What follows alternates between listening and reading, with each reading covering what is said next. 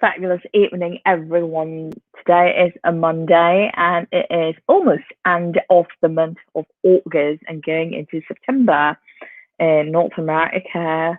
But it is a brand new month in the other parts of the world in APAC and EMEA. So today I have a brilliant guest on hardship.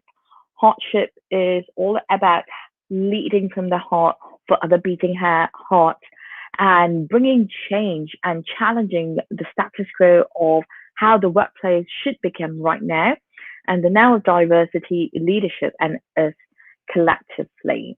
Today's guest is such an epic human. I've had her on the show before, and I decided to bring her on back again. My guest is Thana. She's the Vice President of Asia, Pacific, and Japan with VMware. She is also the co-founder of Lean in Singapore and the founder of Lean in Women in Tech. Let's bring her on. Hi, Uma. Hi, Mila. It's great to be back. Thank you for having me again. No, it's such a pleasure having you. We had such a great conversation with you the last time. So I was like, you know what? I need to have her back. And you are, you are such a fantastic role model to a lot of women, especially women of color, who you are changing and you're challenging the status quo and challenging a lot of paradigms. So thank you for being here. You're very welcome. It's great to be here. Oh, no, so to start off, let's like ease a little bit into your journey. What has been your journey? Yeah, I guess a quick story about myself. So I grew up just across the border where you're seeing me right now. I'm based in Singapore, the melting pot of Asia. And I was actually born here, but I was raised across the border in a country called Malaysia. And I'm fourth generation Sri Lankan. So my great grandparents moved from Sri Lanka to Malaysia. And my mother was the sole breadwinner that raised, two girls on a salary of a nurse. At that time, it was probably $500 a month of what it was worth then.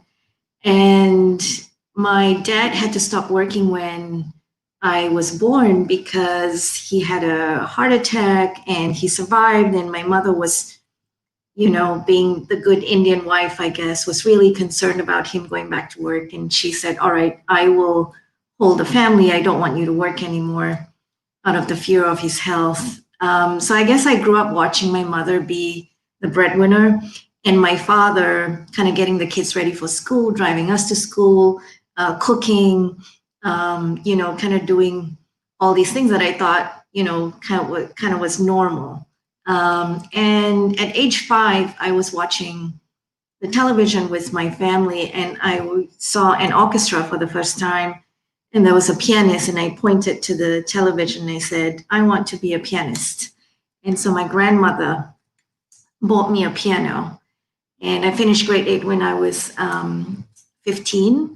And I said, I want to go to music school. And as any good Indian parents will tell you, you're never going to make any money doing that because really there's only 3 career options growing up in an Indian family, which is doctor, lawyer, or engineer. So choose one of that. And I grew up in a country where, we have something I call positive discrimination based on races. And so there's allocation to university seats based on the race dynamics. And I was considered as a Hindu, a minority in Malaysia. And so there was limited seats in the local university. So you fill out this form and you write your top 5 choices. I put pharmacy as my first choice to make my parents happy because it wasn't really medicine, but it was kind of medicine. But my 5th choice was computer science, and that is what I got. And that is how I ended up in tech. So I started as a systems engineer, which is a job I negotiated my first salary because I was desperate to sleep in my own bed and be in a room on my own. So I had no strategy whatsoever. And that was my first lesson in ask and you shall most likely receive. And so for the rest of my career, I always asked. And from there, I moved to various sales positions. I moved to Singapore in 2006. And I'm now in a leadership position, a company called VMware, which is a global tech company. And I have a deep passion to serve. I guess maybe around 4 years ago, my mentor challenged me to think about this question. If you had all of the time and money in the world, what would you do? And I had an immediate answer, which was, I want to help other women progress in the workplace. I've learned so much. I felt I never saw enough role models or got that support. I got a lot of support from men, I must say, but I want to do something.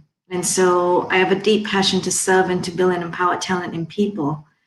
And so from there, out of what I read from the book Lean In, I met another dear friend of mine now, but two complete strangers who are non-Singaporeans met and decided we were going to start Lean In Singapore. And we're now a community of 4,000 here in Singapore. And our goal is to progress women in the workplace and get more women into leadership. And having men in organizations be part of that equation, I hope this will be one of the things that I am remembered for. And I guess if I learned anything from the last 4 years is that every person can make an impact. And had you told me 4 years ago that this was going to happen and I was going to make a nonprofit company, 4,000 people would have followed what I did, I would have laughed at you. But here I am. That's such a beautiful journey that you share, and I love that you mentioned about the positive discrimination aspect of it, right? And it well, in the US it's a different, it's the same thing but it's still different as well. And I love that you are sharing that you started Lean In, and your passion is to progress women at the workplace, right? And just like by you sharing how you negotiated your first salary, and that's not such a common thing, that most women, they have the whereabout but they do not know how to ask, right? So my next question is, I want to touch on Asia Pacific because you're located in Asia Pacific. In Singapore, working for a global company, you have diverse women with various identity markers, right? But bringing in into in the Lean In factor, right? What you're organizing with Lean In, and intersecting with you as a leader, as a woman of color leader, how can we break those glass ceilings and brick walls? Yeah, that's a big question. I guess my own personal journey is, maybe I went through it kind of similar to what I hear from other women. So I did struggle firstly in my 20s because when I was growing up in a country that likened beauty to being lighter and fairer skinned, I struggled with a lot of self-confidence. I struggled with that throughout my 20s. And so the identity that I took personally was of other people, what I saw on television and what seemed acceptable in the workplace or what seemed like attractive in magazines. I didn't really find myself till my 30s. And I have to admit, I did a lot of work on myself. And I think that's so important for all of us. If you come from underrepresented groups, no matter what that means and wherever you're from, because I think it's super important to start with yourself before you can think about how you fit in the environment around you. And so I did a lot of work on myself. I certainly struggled. I wore braces when I grew up. I mean, thank God my parents invested in me wearing braces. I had terrible teeth. But all of those little pieces actually made a difference in how I saw myself. And I, in my 30s, then rebranded myself when I found out kind of who I am, and I didn't actually need to be anybody else. I did over-rotate to be very masculine in the workplace as I was finding myself, and all of that backfired for me because I wasn't authentic, I wasn't genuine, and I was trying to be somebody I was not. And eventually, when I did find myself through a lot of personal work, I rebranded myself in terms of, how did I see myself and how did I want people to see me, but, just authentic self. And I think a lot of us, and, I'll talk about myself. I needed to be comfortable with the fact that, that story that I just told you. Am I comfortable that I was the little girl that was embarrassed to be driven to school by her father who couldn't afford a nice car? Because I went through all of that. And now I'm really comfortable because I love what I see in the mirror, and I really struggled with that. That was a big turning point for me. And the way that it then manifested for me in the workplace is that it gave me the confidence to then be able to step into positions of leadership authentically.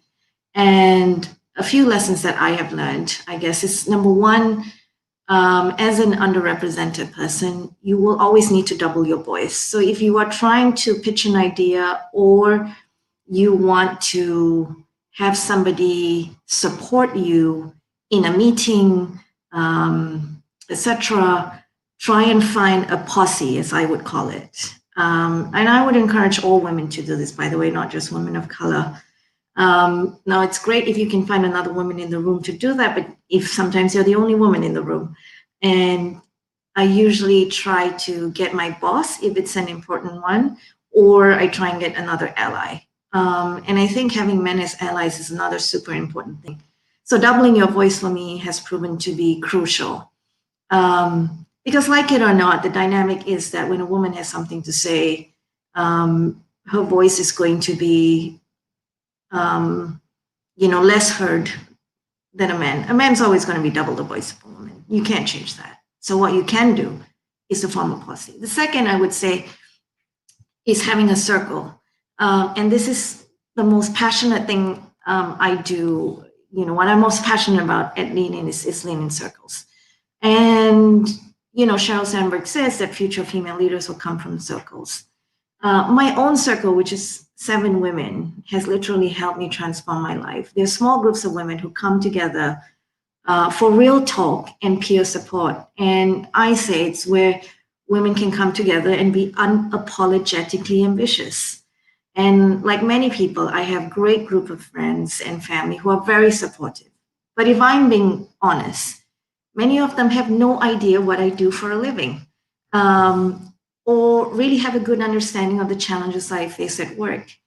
And because they're family and friends, they love me and they're always on my side. So this is wonderful, but it makes it really difficult for them to hold me accountable to my own faults and give me impartial advice. And so my circle members have no skin in the game. So when it comes to helping me make a decision on what is right for me and my career, that's where I lean on my circle. They really tell it like it is. It's straight up, it's tough to hear advice, but it's advice that I have found to be essential for my personal development, even if it's hard to hear.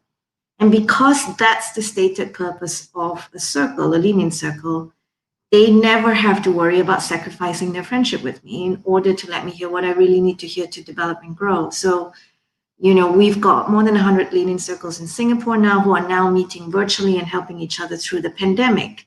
So, and I'm not the only one who benefited. Other members have attained significant promotions, switched companies to take more senior roles, taken the leap into entrepreneurship, navigated unconscious bias or blatantly conscious bias, and negotiated pay raises. So I think those are the 2 takeaways for me, on top of your own self-confidence and believing in yourself. Wow, that's really awesome that you tried. Well, you mentioned a few points, right? And I absolutely love that you mentioned about the masculinity aspect of it that you shared that backfired on you. And I love that you mentioned about doubling up your voice. And and it's so true. Sometimes you just need that success partnership, right? Success partner who does not blindly becomes a yes man or yes woman, then that becomes groupthink. But someone who really supports you and say, hey, that's a good idea. Because sometimes it's so easy to get drowned in that whole microaggression, that whole space at the workplace where, to your point, women's voice are not really heard, but men's voice are much more welcomed or heard. Even though the input can be, it's not that valuable, right? It just because that person is a man, they are automatically considered as charismatic or leadership like. All the different adjectives come about. So, and I love that you said that circles are so important. To have that kind of camaraderie. But what about women who do not have access to those kind of circles? Then how can they progress the workplace or progress in their careers? Yeah. So lean-in circles are everywhere globally. And even if it's not lean-in, I'd highly encourage women to seek out peer-to-peer mentorship. And if it doesn't exist in your organization, go out and look for it. And this is part of networking, which is important for your career. So knowing the people in the industry and finding like-minded women who you have chemistry with, who you can trust, right? There's 3 C's to the circle, which is all around communication, being open about your challenges, your triumphs, etc. Having commitment, so always taking action to anything that you talk about that requires action, and confidentiality. So everything that is spoken about in the circle stays in the circle. So I'd encourage you, regardless of the platform, that this is the single most important thing that you can do for your career is to have a circle. And this is not circle of friends, as I talked about. There is many ways for you to find that, and for me, it's important, especially if you are in a male-dominated environment and you don't have a partner at home that understands your line of work or challenges. I think this is the most powerful thing you can do for yourself. I mean, the other thing that I always say to women is that the single most important decision you will ever make for your career is whether or not you choose to have a partner. And is that partner respectful of your ambition and support your goals? Because I've gone through the opposite of that, and I'm in a very good place now. So yeah, definitely circles. I'd say find a way to build a circle. And even if you start with 3 people or 4 people, ideally it's about 7 to 8. Yeah. I like what you just shared, even if it's 3 people. And you also mentioned about, especially when the workplace is male dominated, that made me think about the following points. The workplace can also be female dominated. When I say female dominated, that could be toxic femininity or toxic masculinity all present at the workplace. And whilst we're talking about progressing women at the workplace, there are so many facets of it, right? When women enter a company, they can enter as an entry level position, and then the onboarding processes, and then after the onboarding, they are transitioning into the work process, the work line, the pipeline, right? The talent pipeline. Where are they going to go? The career progression, the navigation aspect of it, and to during that point is such an important point where either they get partnerships from their bosses or from cross-functional teams whom they are working with, or even their peers. So, in the spirit of progressing women at the workplace, let's talk a little bit about, when women enter the workforce, let it be entry level or low levels, and they're trying to take that huge leap into leadership positions.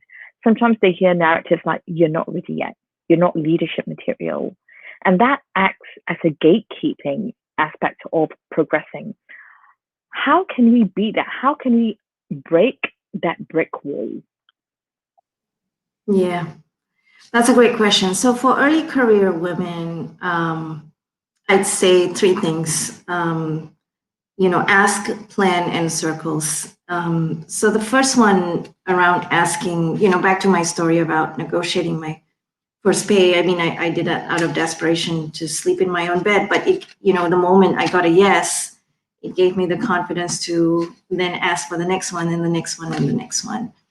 And I have found that in my 20s, that working really hard and sitting at your desk and hoping people will notice your work is not a strategy that works. So you've got to promote yourself and find ways to promote yourself, because you've got to do it. It's kind of what I call the gender judo, because when women promote themselves, they can perhaps get a backlash because they might seem to be arrogant and self-promoting. So you've got to do it through walking the tightrope and balancing it out. A great tip is that when you're promoting yourself, always insert something about the larger team. So you're killing two birds with one stone. So it doesn't seem like it's all about you. And then planning. As you are early career, you may not know where you want to go, and you're just testing the waters and what it's like to be in this industry or this company and this role, if you like it or not. But surround yourself with mentors and sponsors. And the difference is mentors advise and sponsors act. And that is your responsibility. People are not going to come up to you to say, oh, would you like me to mentor you? You have to think about, okay, actually, I would like to learn this skill. And let's say it's presentation skills. And you go into a meeting and you see someone that's great at presentation. You can always start small. And the best formula for me that has worked is to just go up to somebody and say, oh, I really love the way that you present. Do you mind if I buy you a cup of coffee or a Zoom coffee, I guess, today? And I'd love to learn from you. Very rarely do people say no, because the human instinct is to help another human being. And the trick is that after you have the coffee and you get some tips, see which ones you agree with, do your homework, and come back to the person and say, hey, remember when we had this coffee and you gave me this tip? By the way, I tried it and here's what I found. And it's going to make that person feel so good.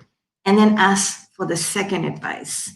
And that will form a mentorship relationship. Because what I find most women like to do, or firstly, they like to say, oh, I want or need a mentor, but they can't articulate why.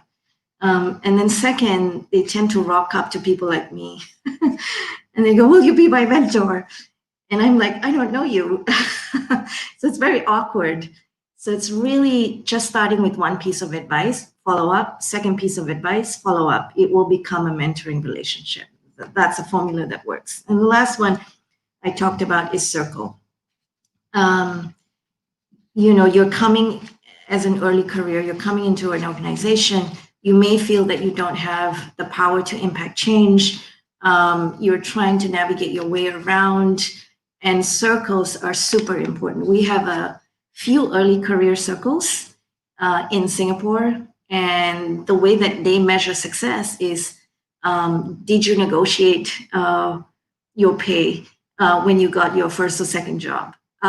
Did you manage to find a mentor? So their measurement of success is very relevant for early career. And they help each other out, and it's a really powerful thing. So I'd say ask, plan, and circles. Those are powerful, powerful tips. Now I want to transition into restarting career, right? Or it falls into transitioning, but when you transition, sometimes women restart a career, and there's a lot of anxiety that goes inside restarting career, or sometimes women look at it as starting from scratch again. And when we look at the whole cycle of progressing women at the workplace, and in the United States, progressing women of color at the workplace, when we don't support women of color with the appropriate kind of sponsorships or support, what it becomes is they go through the whole cycle of entering the career and then onboarding and then going into the company, like navigating without resources, even when resources are given, it's not the right kind of resources. And then they leave the company only to find themselves restarting again. So, how can we shift that paradigm? And what kind of tips can we give women who are restarting and who are starting from scratch again, where they find themselves in a wheel over and over again? Yeah, that's a great question. And here's where I think I'd love to share a story from VMware. So my boss, Duncan Hewitt, who runs the region here, was in India at the end of 2018. And he was addressing a group of women in tech. And it was not only the group of women that was part of our R&D in India, but also other women. And he was sitting on a panel, and in the front row was this woman who raised her hand to ask a question. And as you know, when he tells the story, he says, I'll always remember her green eyes because that's how she stood out. And she said, I have a 16-year-old daughter. And should I tell her that she should not go into tech because it seems like we're not making progress fast enough? And she herself was a person that dropped out of the workforce due to family commitments. And so he couldn't sleep on the plane ride back to Singapore. He writes to our global CEO, Pat Gelsinger, and he says, I want to do something. And I guess the point of the story is I think organizations need to do more to help these women. And so we launched Project Tara. And Tara means star in Hindi. And we're funding up to 15,000 women in India to come back to work. And what we're giving them is the latest tech skills around digital transformation, fully paid for by VMware. And these are women that got married, had kids. They then had to be the ones that took care of their families or their husbands' families, and whatever the reason, they fell out of the workforce. Their skills are no longer relevant. They lost confidence, and we're helping give that confidence back. And then what we did is to partner up with companies like NTT to say, we've got our first batch of graduates, help us to take them into your company to give them the relevant jobs. And so that's how we're working that. And I think, just my experience in going through all of this, and when Duncan tells the story, he always tears up because one woman asked the question and look what happened. And this is what I mean. And this is kind of what you're doing, Mila, which is great. All of us have privilege and platform. The question is, how do we use it? And so in helping women return to work, if you are a manager, I'd say there are tons of experienced women out there who've got transferable skills. And just because they haven't worked in the recent years doesn't mean that they can't execute the job successfully. So on top of diversity of gender and race, I'd say add in diversity of age and a different lens on women who had to drop out of the workplace and now, need to be breadwinners. Some of them, I met another lady the other day who is now a single mom and she needs to come back to work. Right? The pandemic, I think, is shining a light on relationships because now you're stuck in the house together and more women ending up being single and needing to come back to the workforce to support their kids. So I think we all have a role to play. But in that VMware example, I'm really proud to work for a company that's doing that, and I think more companies should think about doing that. That's truly, truly beautiful. It's to your point, we all have the ability to make an impact. And oh my God, it's like now I want to be part of VMware. It's from hearing that story. It is, these are the kind of organizations that, people want to belong in and to be accepted in, because because people are seen as beating hearts. People are seen not as a number, not as a dispensable number, but as a person who contributes to society, but as a person, not just you come to work, but as a person from an extended lens, what's going on behind. So that's just such a beautiful thing when we talk about leadership and when we talk about breaking brick walls and shattering glass ceilings. This is such a great example. We are coming to a close to the show. I want to explore some of the resolutions, right? How can we find resolutions where we can break the glass ceiling and shatter the brick walls as well? But I want to hear what you shared a little bit about what has worked for you. Could you share 3 tips in how can we build a space of success partnerships for other women with various identity markers and also women who find themselves in that hamster wheel where they are starting from scratch over and over again until they hit burnout? Yeah. I'd say for anyone in organizations is to have the confidence to step in on what I call micro moments. So a story I tell is, a female leader that's a close friend of mine, a couple of years ago was asked to fly last minute to Europe for a very important leadership meeting. She shows up, walks into a room that's filled with men, and one of the men says to her, "I can't believe you made it. Who's taking care of your children at home?" And, there's many ways to interpret the situation. And some might say, well, he's an asshole. I would never say that. And some might say, well, maybe he was just concerned about her kids. And if you are a woman and this has happened to you, you know that you will freeze in a moment like this, no matter how smart or, intelligent and accomplished you are, because it's happened to me and I always freeze. And in that moment, my friend was internalizing this and saying, oh my God, like, am I a bad mother because I just left my kids to be here? Now, what people don't know is that her husband stayed behind to care for the kids, right? Often we forget there's 2 people who made those babies.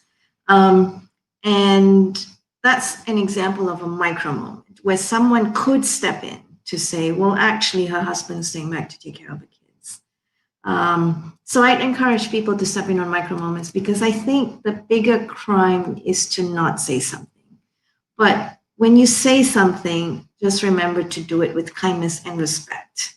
And so micro moments, I think, is a big one because it helps you to challenge bias and also I always found injecting humor is a great way to do it. Now, especially if you're early career, here's a tip that I was talking to 2 women with last night. Now, more often than not, women will tend to get feedback on their style, whereas men gets feedback on performance, concrete feedback. So you might hear things like, and I've heard, one year my annual review said I was combative, or someone might say, oh, when you spoke in that meeting, you sounded too feminine, like too soft-spoken or too aggressive. This is the walking the tightrope scenario. Or you weren't forceful enough when you landed that point. So a lot of style feedback. And the thing is when you're engaging in a conversation, so kindness and respect, always go, that's interesting. Tell me more.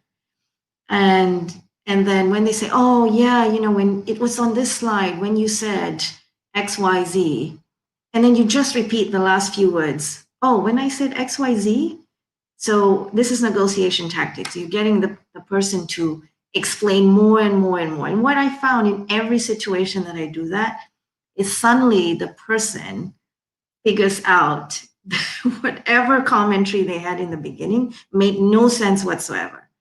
Because when you actually have to explain yourself and pause and think, you go like, yeah, actually, what was I trying to say? And if that doesn't work, simply say, oh, so if Michael said that, like the opposite gender, would you call him too feminine or too aggressive? It's just to make people think because this is unconscious bias. It's never going to go away. And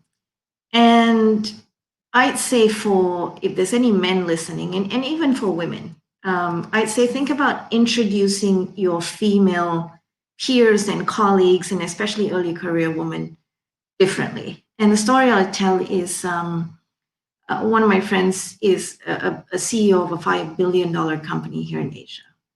And a few years ago, he decided that his chief of staff, very important position, he was going to give to an early career woman.